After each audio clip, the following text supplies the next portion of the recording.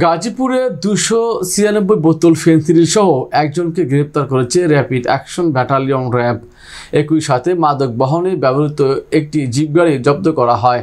গ্রেপ্তারকৃত হলেন ময়মনসিংহের হালুয়াঘাট উপজেলার বাঘাইতলা গ্রামের মোহাম্মদ সিরাজ মিয়ার ছেলে মোহাম্মদ সরোয়ার মিয়া। শুক্রবার 2 আগস্ট দুপুরে সংবাদ বিজ্ঞপ্তিতে এসব তথ্য জানায় র্যাব 1-এর গাজীপুরের পোড়াবাড়ি ক্যাম্পের কোম্পানি কমান্ডার মেজর জুন্নুর বিন আলম।